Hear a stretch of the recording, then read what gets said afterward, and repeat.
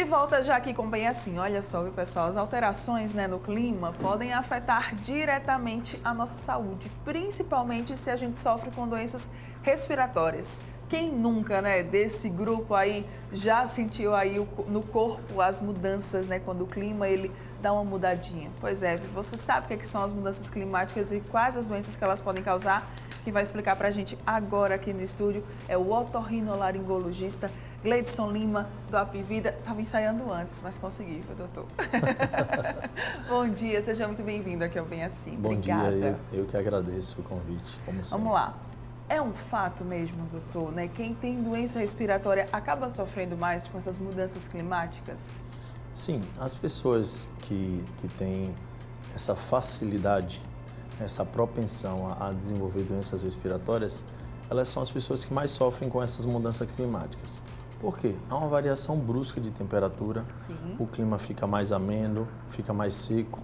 Então, essa mudança brusca de temperatura faz com que a mucosa respiratória, que é uma mucosa bastante sensível, ela sofra com essa mudança. Então, a sensibilidade, todas as pessoas elas têm uma sensibilidade na mucosa respiratória, mas as pessoas alérgicas que já têm doenças respiratórias, elas sofrem mais, porque a doença ela aparece de uma forma mais exacerbada. Certo. Então, essa mudança brusca de temperatura faz com que o nariz fique inflamado, apareça dores de ouvido, a amígdala resseque, o ar entre no pulmão menos aquecido, então fazendo com que exacerbe a asma. Então, as pessoas que sofrem com problemas respiratórios nessa época do ano, elas tendem a sofrer mais que as outras pessoas. Eu estava até comentando com o Dr. Gleidson, né, aqui antes da gente começar a entrevista, que eu acho muito curioso, né, como uma mudança no tempo, ela consegue fazer com que o nosso organismo, ele sinta e a partir desse sentir, ele já reaja de alguma forma, né, doutor?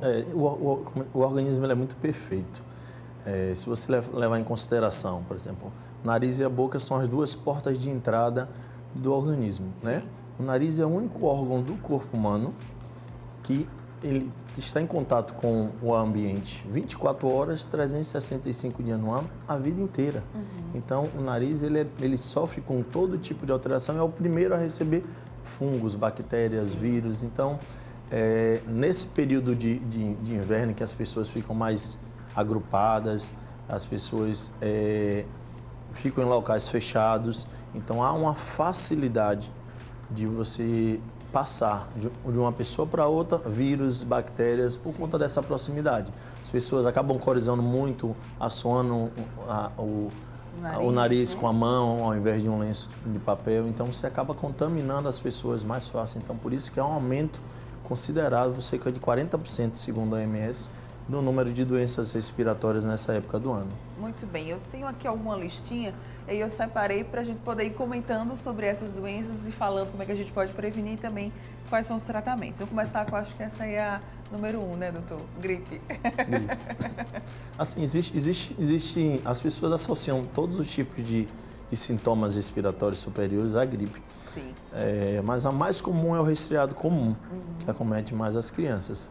Então, é difícil para os médicos diferenciar da gripe e do resfriado comum. São doenças diferentes, com agentes causadores diferentes e com comportamentos diferentes. O resfriado comum é aquela criancinha que está corizando, que está tossindo, né? Mas que continua brincando, continua ativo, não deixa de fazer as atividades dela. As crianças, elas tendem a ter de 8 a 10 crises dessa por ano. Então as mães falam, meu doutor, mas meu filho adoece todo mês. Eu falo, não se preocupe, isso é normal. Ele está na escola? Está na escola. Está na creche? Está. Então, uma criança acaba contaminando a outra, então é uma coisa comum. Sim. Mas a criança não deixa de fazer as atividades de vida diária dela. Já a gripe, não. A gripe é causada pela influenza. É um outro tipo de vírus que causa outra sintomatologia. Além da sintomatologia que é comum a todas essas, que é obstrução nasal, coriza, dor de cabeça, a gripe ela vem com uma febre muito forte, com dores no corpo intensa e incapacita o paciente de trabalhar. Certo. Então, a criança ela fica bem molinha, ela fica prostrada. Então, há uma diferença, tem que saber diferenciar. Não é fácil, tem que ter um profissional com uma acurácia boa para a gente fazer o diagnóstico de uma e da outra. Mas a gripe, realmente, nessa época do ano, acaba acometendo mais pessoas por todas essas condições que eu já falei antes. Então foi ótimo trazer essa diferença, né? No resfriado, para resumir aqui, a gente consegue continuar fazendo as nossas atividades. Sim. Já com a gripe, não, a gente tem mais dificuldade, porque vem a febre, vem as dores mais intensas no corpo. A pneumonia é algo mais grave, né, doutor? A pneumonia ela pode ser oriunda de causa primária ou consequência de por exemplo, uma sinusite. Paciente acamado que tem sinusite e aquela secreção, o pus fica gotejando pelas fossas nasais e acaba penetrando na via aérea inferior, desenvolvendo a pneumonia. Paciente com gripe, que não procura o tratamento, né? Ele fica mais debilitado, então pode evoluir para uma pneumonia viral ou uma pneumonia bacteriana. Lembrar que o nosso organismo, nossa boca, nossas secreções possuem bactérias de diferentes tipos. Então, quando a gente está com o organismo debilitado, quando o nosso sistema imunológico está enfraquecido, essas bactérias oportunistas se aproveitam para causar a pneumonia. Sim. Então, nesse período do ano, por todas essas condições que eu disse, há também um aumento da pneumonia e a pneumonia ela pode matar, assim como a gripe. Então, qualquer sintoma, cansaço, falta de ar, as crianças pequenas que têm batimento da asa do nariz, que está respirando e o nariz está encostando no outro, Sim. que tem está respirando, está afundando aqui, que a gente chama de fúrcula, ou o gradil costal está entrando, essas crianças têm que procurar o serviço de urgência para que seja feito um diagnóstico correto e para que seja medicada. E o tratamento é antibiótico terapia, a grande maioria das vezes, e muitas vezes nos pacientes mais idosos, as crianças mais pequenas, é internamento. Ótimo, muito bom fazer esse esclarecimento desse ponto. Otite, o senhor até falou, né, sobre a questão da dor no ouvido. A otite, novamente, ela é consequência de um comportamento errado. Às vezes, o paciente que usa hastes flexíveis, os cotonetes, Sim. É proibido. Em toda a entrevista que eu venho aqui com vocês, eu volto a frisar, é proibido o uso do cotonete. As pessoas peguem em casa, olhem no fundo da caixa do cotonete, está lá. Proibido colocar no ouvido e no nariz. Então, o cotonete, os hastes metálicos, eles não são preparados, não são feitos para colocar no ouvido. Então, a primeira coisa, você deixa de levar germes para o ouvido. Quando você pega com a mão o cotonete, você está levando os germes da sua mão suja para dentro do ouvido. Então, uma das coisas é você contaminar. A segunda coisa é a consequência de uma paciente que está com um quadro de rinite exacerbado, um quadro de resfriado comum. Esse quadro não melhora entre 7 e 10 dias e persiste. Então, a paciente persiste com dor no rosto, com dor no ouvido. Então, provavelmente foi um quadro de resfriado comum que evoluiu para sinusite e para otite, porque o nariz ele se comunica com o ouvido. Sim. Então, qualquer alteração que der no ouvido repercute no nariz e vice-versa. Então, infecções do nariz que migram para o ouvido e do ouvido que migram para o nariz. Então, existe essa relação íntima das doenças do nariz com o ouvido por causa desse tubo que liga uma estrutura a outra. E aí, sentiu essa dor, esse incômodo, já procurar o otorrino? Já né? procurar o otorrino por conta da proximidade do ouvido com o cérebro. Então, uma das consequências da otite média é meningite. É trombose de seio cavernoso, são doenças gravíssimas que podem levar ao óbito. Muito bem. Amidalite. Amidalite. Essa daí também. Sim. incomoda Nesse período agora de pandemia, muitas crianças evoluíram com ansiedade. Então, o que a criança faz com ansiedade? Ela vai roer unha, vai chupar dedo, aumenta o uso da chupeta. Então, usando isso é uma forma de compensação. Então, as mães têm que estarem atentas às crianças que estão desenvolvendo esse tipo de comportamento, porque aumenta o número de crises de amidalite. A mãe chega, eu fui para o pediatra, eu fui para o clínico, ele disse que tem que operar a amígdala porque ele está tendo muitas crises. Na verdade, o problema não é nem a amígdala, é sim do comportamento da criança. Sim. Então, aí essas crianças eu oriento a procurar psicologia e fazer o tratamento com a gente, que ainda existem medicamentos que evitam o número de infecção. Mas há um aumento, sim, das infecções das amígdalas, porque o ar seco resseca a amígdala, a mucosa da boca. Então, as bactérias que estão na boca, que chega a ser 100 em centenas, eles penetram no tecido, causando infecção. Então, há sim um aumento também nesse período da amidalite. E aí o sintoma é aquele que a gente tem mais dificuldade? Dor ao engolir, um caroço no pescoço, que assusta muito as pessoas. As pessoas chegam assustadas. Doutor, estou com caroço nos meus dois lados. Grande. Será que é câncer? Então assusta bastante.